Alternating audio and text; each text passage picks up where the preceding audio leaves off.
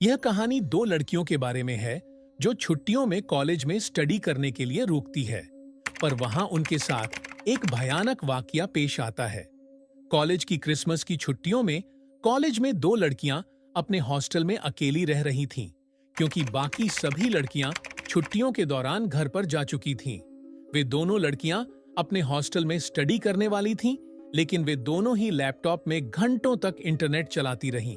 फिर थोड़ी देर बाद देर रात को उनमें से एक लड़की को भूख लगी और वो खाना लेने के लिए नीचे चली गई। उसने अपने दोस्त को कहा कि वह थोड़ी देर में ही वापस आ जाएगी। वह चाबी लेकर नीचे चली गई ताकि किचन का दरवाजा खोल सके।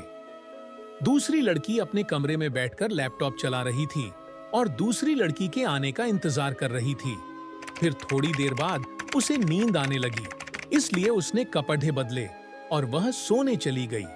फिर जैसे ही वह सोने वाली थी, उसे कराहने की आवाज सुनाई दी। वह बिस्तर पर जम गई। उसका दिल तेजी से धड़क रहा था। वह आवाज तो बंद हो गई थी, लेकिन उसकी जगह उसे कुछ घसीटने का शोर सुनाई देने लगा। वह लड़की बहुत डर गई थी। वह दरवाजा बंद नहीं कर सकती थी, क्योंकि उसकी रूममेट चाबियां लेकर चली गई थी। जैसे जैसे वह आवाज उसके करीब आती गई, वह डर के मारे कांपती रही। वह डर के मारे सुनती है कि जैसे जैसे घसीटने की आवाज उसके करीब आती गई, लेकिन फिर वह आवाज अचानक से दरवाजे के ठीक बाहर बंद हो गई। फिर किसी चीज के दरवाजे पर खरोचने की आवाज आने लगी। वह अपने पलंग से उठी और कमरे की अलमारी में जा छुपी। कि इतना डर चुकी थी कि वह डर के मारे हिल तक नहीं पा रही थी। दरवाजे के बाहर उसे खरोंचने की आवाज लगातार सुनाई देती रही, पर किसी तरह उसे अलमारी में नींद आ गई। जब सुबह हुई तो वह धीरे धीरे अलमारी से बाहर निकली। अब खरोंचने की आवाज बंद हो चुकी थी, लेकिन वह अभी भी दरवाजा खोलने से डर रही थी। उसने अपनी खिड़की से बाहर देखा तो नीचे एक डाकिया गुजर रहा था, तो उसने उसे मदद के लिए आवाज लगाई। फिर उसे डाकिया के कुदमों की हॉस्टल में आने की आवाज सुनाई दी, जो सीढ़ियों से होते हुए हॉलवे में आ रही थी। अचानक उसके कदमों की आवाज रुक गई। लड़की ने रोते हुए पूछा कि क्या सब ठीक है, लेकिन कुछ देर तक तो उसे कोई आवाज सुनाई नहीं दी। लेकिन फिर थोड़ी देर बाद उसने कहा कि हाँ, सब कुछ ठीक है।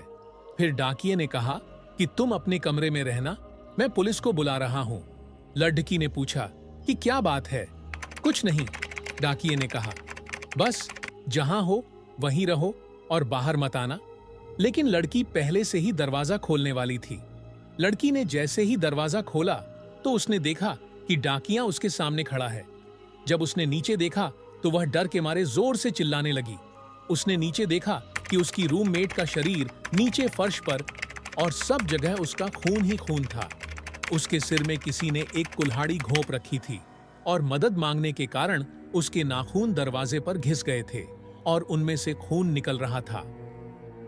ये सब देखकर दूसरी लड़की भी फर्श में बेहोश होकर गिर जाती है और फिर कभी उसे होश नहीं आता।